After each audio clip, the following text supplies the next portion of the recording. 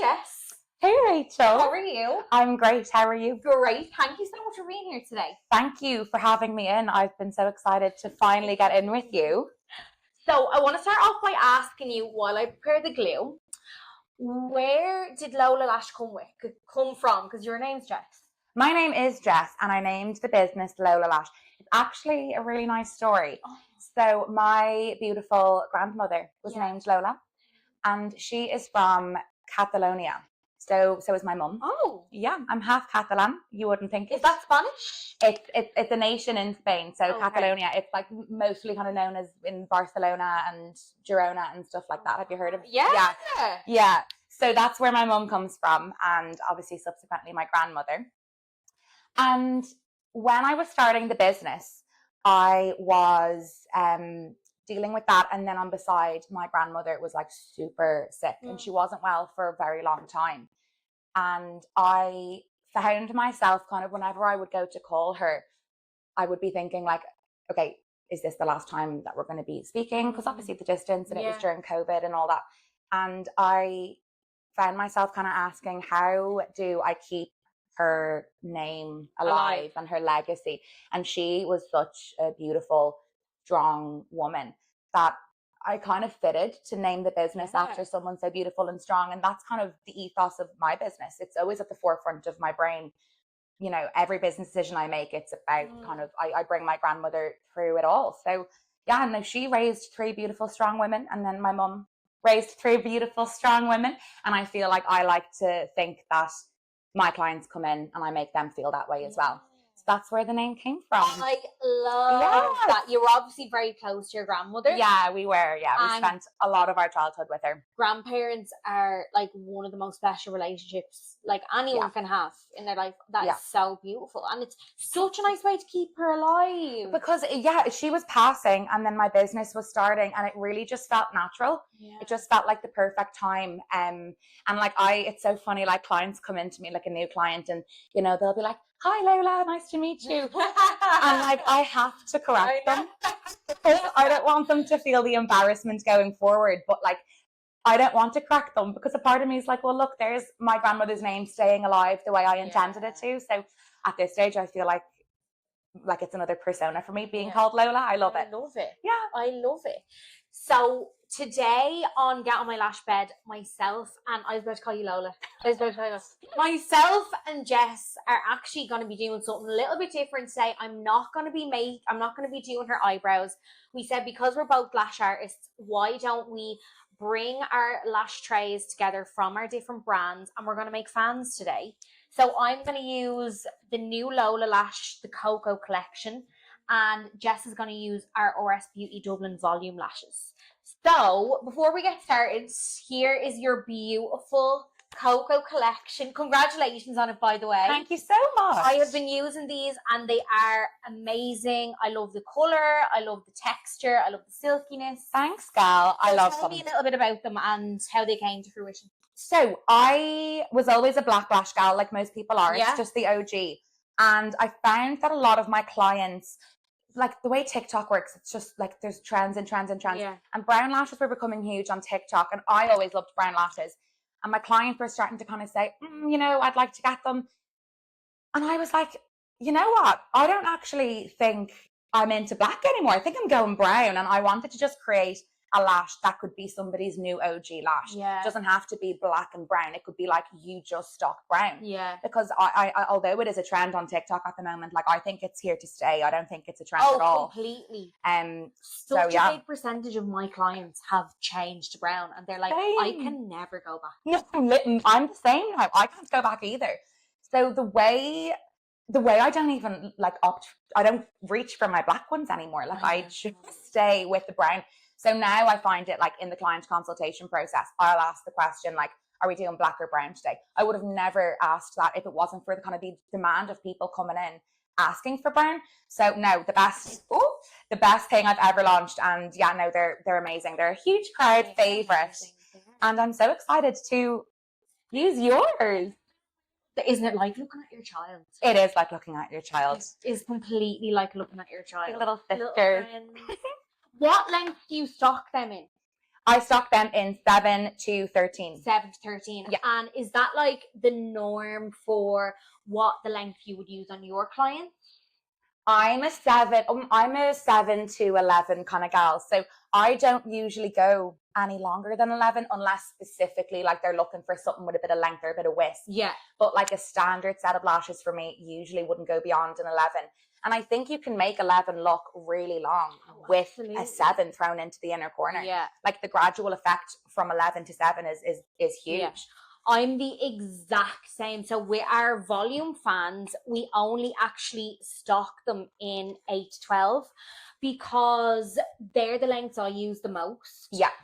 I do have like some 7s in some other trays, but 8 to 12 would be primarily the same. And I'm the same as you in that like lash health has always been such a forefront of my brand. Like you can get the 12 millimeters enough loads of places. Yeah. But like salons that will really prioritize your lash health, I don't feel like is as popular. So like you, if someone wants like really in what's the word I'm looking for? Insists on a longer length, I will do it if their lashes can hold it. But I feel like just everyone's gone so natural. Everyone has gone so natural. Yeah. Like you, if someone asks for length, I'm like, okay, well, let me look at your natural lashes first and see if you can cope with that length. Yeah. And then, I'll pivot if I have to. But it'll always be a communication thing between yourself and the client. It'll never be like okay, you want long, I'll do long. It has to be kind of talked about, and, the eyes and the lashes need to kind of be evaluated and stuff. So now, forefront of the business is always lash health for me too. Yeah. Yeah. So, Jess, we'll get started with our fans. Yes. Oh, sorry, let's swap trays. Swap these. Can't wait to use these. I know, you've never used them before. No, my first time. I can't wait. So, Jess, what has life looked like for you in the last 6 months? The last 6 months for me have actually been quite up and down. I mean, so many ups in the business, like, had the product launch of the Cocoa collection, which I've been working on for a while. Loads of up and coming product launches. I was up for an award this year, which has been amazing. And, there's a lot of amazing things that are happening for my business.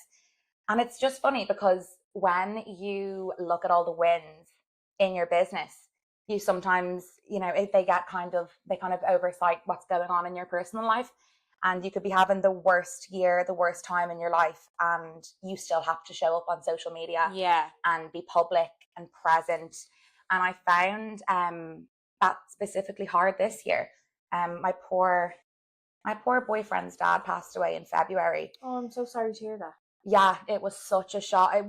It shook our whole world. Like, I feel like that sounded really insincere. No, it didn't at all. No, and it's a weird one. How do you react when people, I know, tell you because that like someone, and that is the hardest thing because like that doesn't make a difference.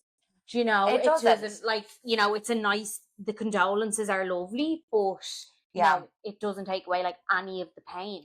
No, and I suppose like I lost my grandmother a couple of years ago, but with the distance and her being in Catalonia, like it was nearly like out of sight, out of mind, like easier to deal with nearly. Yeah. Whereas I was really close to my boyfriend's dad and I'm so close to his family, and having to, I live with my boyfriend, like watching him grieve every single day, like watching his family grieve, myself grieving. It's been tough. It's worse seeing someone you love in pain than you being in pain, I think. Oh my God. Always. I just want to strip the pain away from him. Like it's been really eye-opening. And then yourself as a business owner who's quite present on social media, like there's no sorry everyone, no content for the foreseeable, I'm grieving. It's like you have to just kind of show up. Yeah. It felt really disingenuine. Like I get that as well. Like I've felt that a lot lately in that, like, do you ever be like, all right, I need to post something today, I need to, like, you're racking your brain to come up with something and you're like,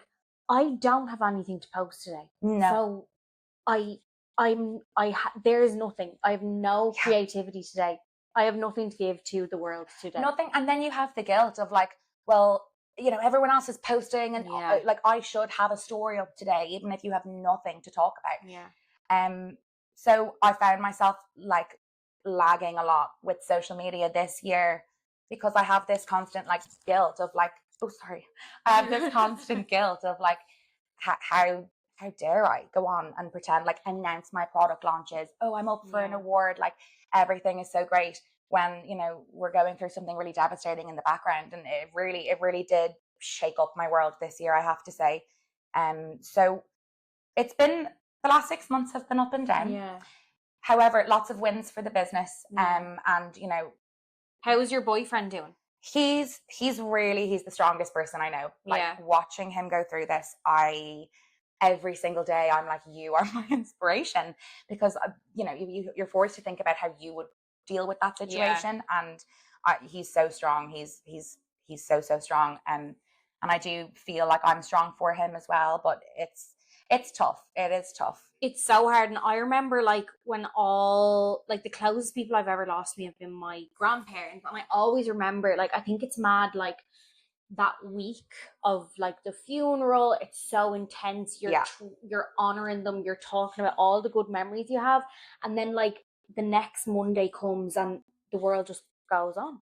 Everything goes on. It's like people are getting their groceries and little. You're like, wait, my world has come to a halt. Like everyone's needs to. You do feel selfish even saying that, but it's the reality of grief, you know.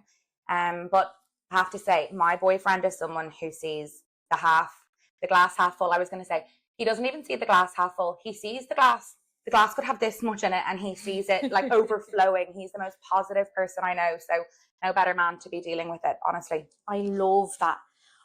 And what's the one quality or trait you have that you know has played a part in getting you to where you are today? I think it would have to be my independence. I love that. Yeah. I've always been a very independent person. And like, you know, even going back years, like I remember being in school, like being a teenager, where we all want to be carbon copies of each other. Like you couldn't copy people enough. And I found myself, like, say, for example, all my girls started to drink, and like everyone else, you know, one person drinks, everyone drinks. And I was like, well, I'm nothing if not a sheep. I won't be following the crowd. I'm not going to drink until another few years when I'm ready. Like, and I was always one to make decisions for myself. And I totally value opinions and guidance from my loved ones. Don't get me wrong. But I always found that I would be confident in my own decision, whether that's about business or personal. I was very independent in my thinking. And then it kind of goes back, you know, to when I was in college and I was working part-time in pubs. And I don't know about you with part-time jobs in the past, or you know, whatever you were doing before you were an entrepreneur, but for me, like I found myself constantly being micromanaged, patronized. Like I was always kind of spoken down to. You're just showing up to your minimum wage job, and they're telling you, you know, you're not smiling enough to that customer, or you're not serving enough drinks. It's like you're only kind of one, you're just a number in a big group of people. Do you know, like since I've started my business, I've literally worked in retail, restaurants, corporate, and I was always like, am I just going to be a job hopper my whole life? Because I cannot settle in anywhere, and I just get in trouble all the time. It's getting in trouble. It's like we're adults. I know, but and since I've started my own business, I'm like, oh, because I was born to be a leader. Yes. Not that anyone who was an employee is a sheep by any means. No. But I'm just meant to lead. It comes to you naturally. You don't have to try find out how to do it. Yeah. And that was the exact same as me. I was in college to become a teacher, actually. And and I got my degree. And then I was like, you know what? No more shitty part-time jobs. Like, I'm going to go follow my dream, and I'm going to be a teacher, and I'm going to have my own classroom, and I'm going to be in charge of that. Yeah. And I'm going to be able to be creative in this job, and I can tell the kids what to do and, you know, lead. Yeah. And I got to my dream job, and it's like my superiors are still micromanaging me to the point where it's like, oh, Jess, you know, I saw that you left a Pritt stick cap open. God forbid that got into the mouths of one of the kids. And it's like, okay, but I'm sorry. Like, you're like, am I in trouble? I'm the teacher. Am I in trouble? Yeah. So I don't know. It came to a stage where during lockdown, I had a real big think and a big hard look at myself. And I was like, I've had a bit of an identity crisis. I felt like I lost my identity a bit with all these jobs, and you get to the job that you're looking for, and then it's not what you think it's going to be. I had an identity crisis, and I was like, what do I want to do? Who do I envision myself being in 5 years? Is it working in a school? Because if it is, perfect. But I felt like I was destined for more. Yeah. So I channeled that feeling of being destined for more. It's so weird. It's trippy because you're like, but what? And then you're also like, am I just saying this to myself to get myself through this dull day? Am I gaslighting myself? Am I actually not that special? No, literally, I had these exact thoughts. But I found myself channeling my independence and my, desire to be in control of situations. I'm a huge control freak. And I channeled it all and started the business that way. And I think that's why I got to where I am today, is the constant drive of wanting to be independent and not letting the ideas or the noise from anyone else affect the decisions that I make, that I'm in charge of the decisions. And everything, is going to go my way because I have a plan and I'm going to do, what I've set out to do. Yeah. So no one can micromanage me in my job anymore. No. Happy days. Alexa, pause. She always stops when I want her to play, and she keeps playing when I want her to stop. Anyways, what is the one thing you love about the lash industry? The one thing I love about the lash industry, I mean, you could keep going all day. You could. The one thing I have to say, and it might sound a bit cliche, but I'm going to say it anyway. I love the friendships and the connections you make with your clients, with other lash artists.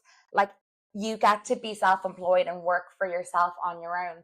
However, there's this amazing community of lash artists in the country and beyond that are supporting you and cheering each other on.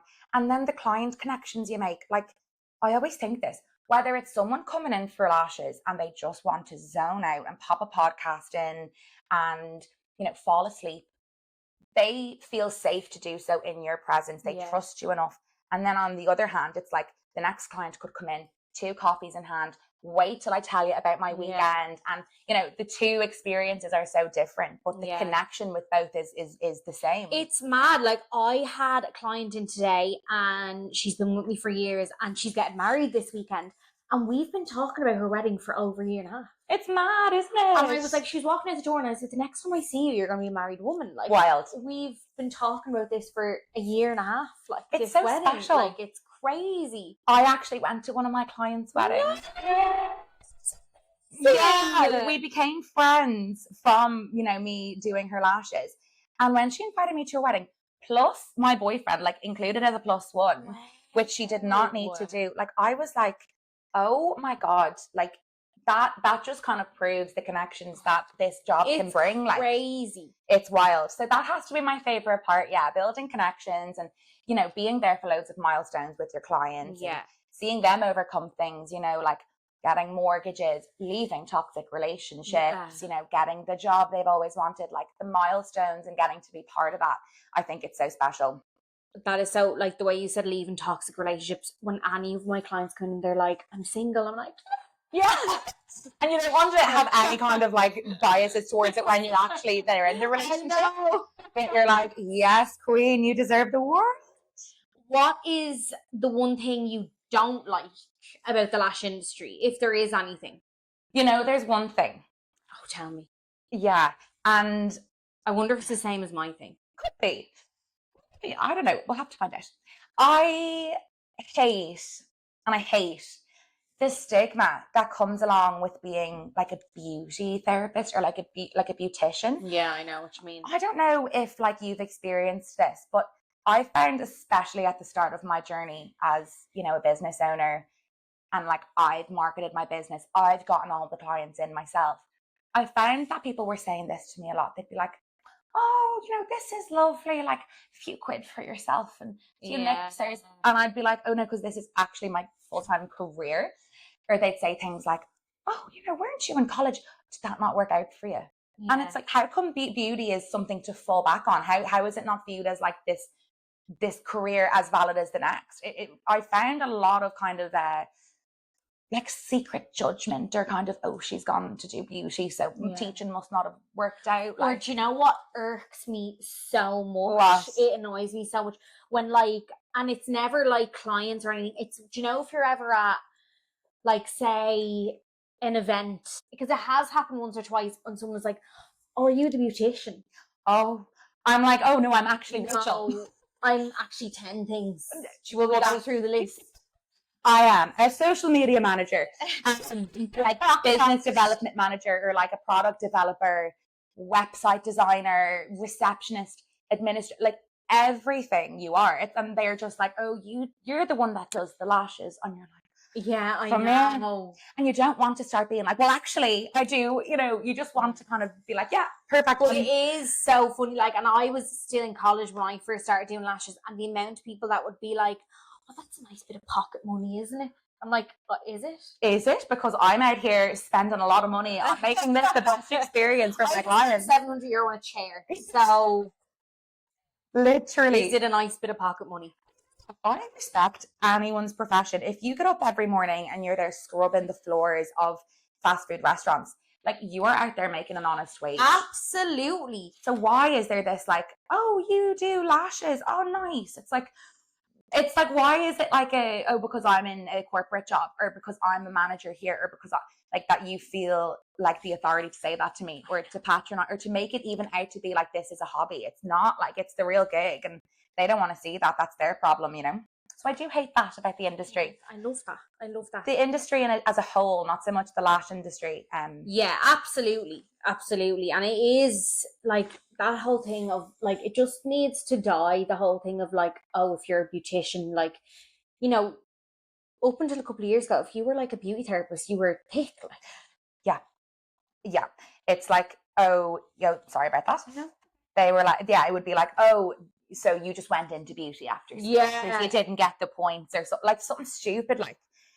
No, I definitely feel that stigma. And come here, sometimes when I was a little bit more insecure a couple of years ago, like sometimes I found myself, enabling that stigma by being like, oh, if someone asked me what I did, I would say I'm a business owner instead of saying I do lashes, to avoid any kind of like, oh, do you know, and which is so toxic of me. Like, but sure, when I first started, if I was talking to someone about my Instagram page, I would say my Insta page, not my business page.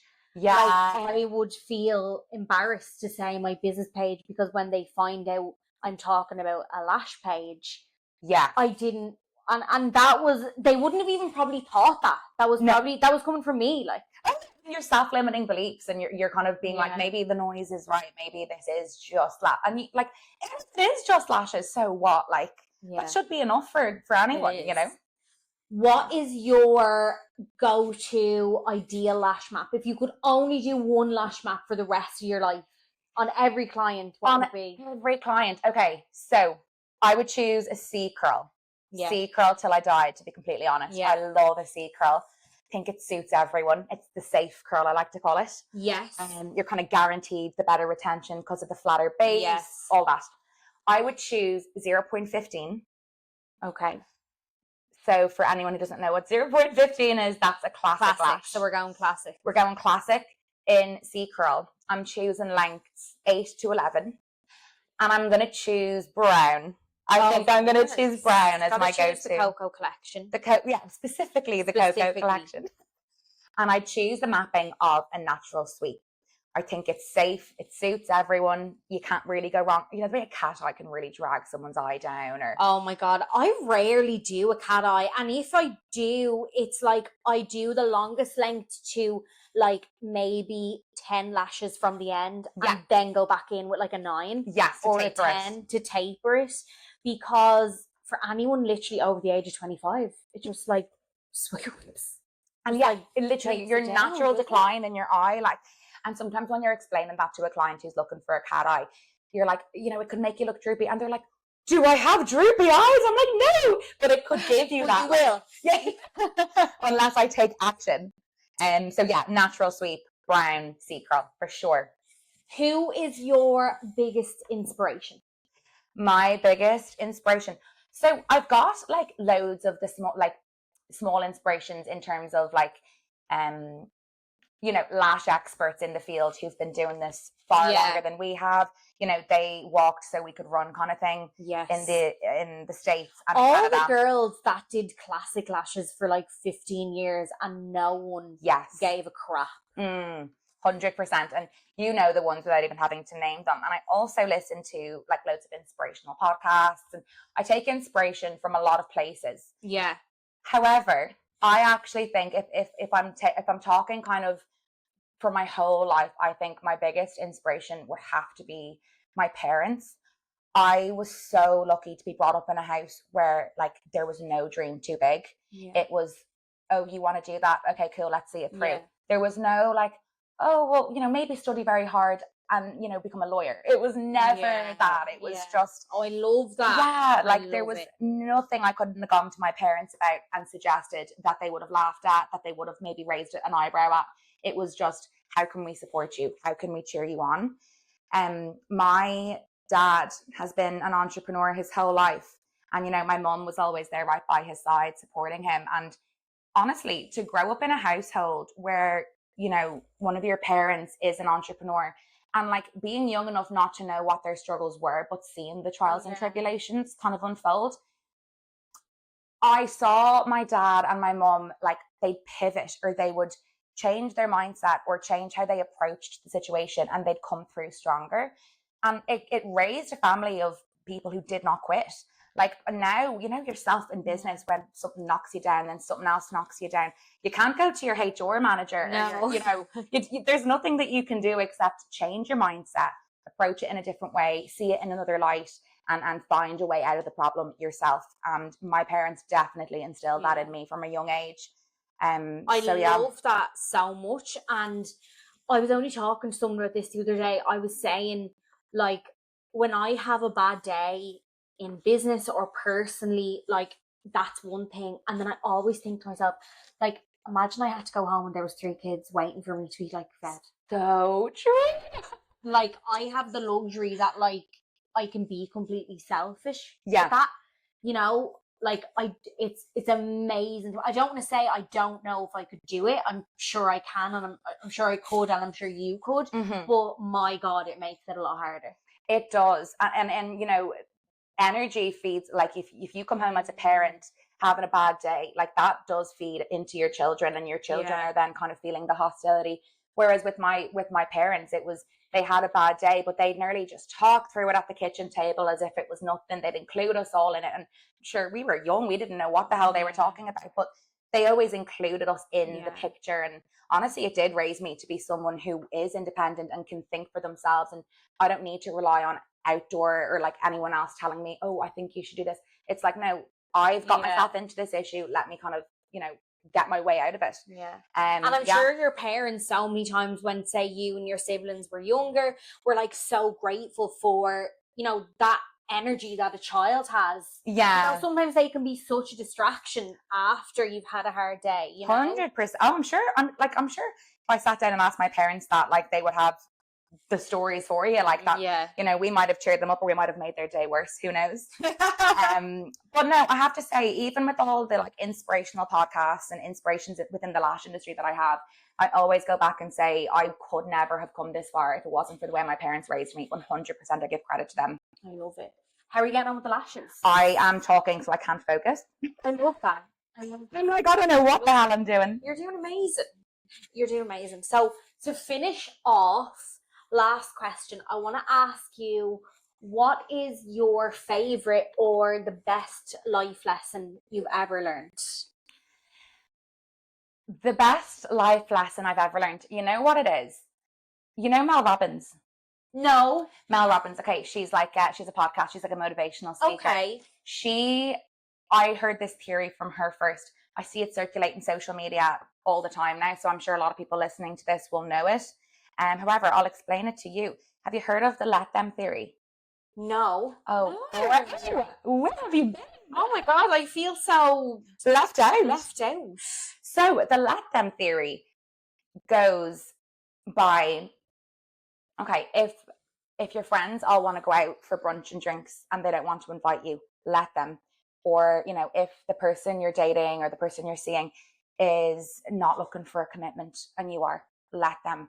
Or, you know, if all your friends meet up and they're having a big old bitch and a gossip about you, let them. And, you know, the point of it is, by letting people do what they are going to do without feeling the need to control it and change the narrative and invite myself out, and oh, if they didn't want me there, well, I'll just text them, like, without trying to control the situation. And by letting them, you are actually allowing for their true colors to come through. Yeah. And you learn so much about people. And as someone who is I'm an awful people pleaser, like, to my core. And growing up, I used to be like, oh no, like, why didn't I get the text to come out? Or like, why don't they like me? Or why am I feeling like they prefer her?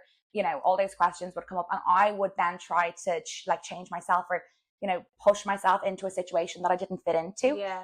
And now, like, in the last year, I have really adopted the mindset from a place of, like, I had no choice, but I had to. Like, it was crippling me, feeling like I wasn't good enough, or people were leaving me out. Or a good couple of years ago, I actually went through a devastating friendship breakup. And, you know, the way Dublin is so small, like, I was constantly hearing things back of this, like, false narrative, or like this false light that I was being painted in. And all I wanted to do was scream from the rooftops, being like, no, like, this is what happened. Like, let me tell you what really happened. And you feel like the truth is never going to come out. Like, no. You feel like, okay, this is the way I'm going to be thought of. Yeah. And you have to be comfortable with that. And I kind of, like, I was in a really bad place over it for longer than I cared to admit. And my gorgeous boyfriend, God love him, he definitely brought the spark back out in me, because, you know, he could see me for what other people, like, everyone had this idea of me, and then he could see what I really was. And he reminded me of that every day. And to be honest with you, Rachel, like, I made a promise to him those years ago, and a promise to myself. And I was like, I am never going to be allowing anyone to make me feel like that again. So now, you know, I'm obviously older and bolder, but I've adapted the mindset of let them. Because now, if they want to go out and meet up for drinks without me, let them. Like, that's fine. I don't, like, if now, not to be misunderstood with, like, allowing disrespect. You know, the way I see it is, if you guys want to do that and not say it to me, perfect. I'm going to stay in my own lane. I now know your true colors, and my priority now is my boyfriend, my family, my very close friends, and my business. That's it. That's my best life lesson. I love that life lesson, and I'm going to be taking that with me from today onwards. I love that. It's helped me, like, tenfold. I don't know what I used to do without that theory. Jess, thank you so much. I've been, me and Jess have been in contact, like, back and forth on Instagram for, like, probably as long as I'm doing lashes now. You're one of the first people I ever chatted to. And this is the first time we've ever met. And you're as gorgeous and as bubbly and personal as I knew you would be. Thank you. Thank you so much. You're so welcome. Thank you for having me. Thank you, everyone, for listening.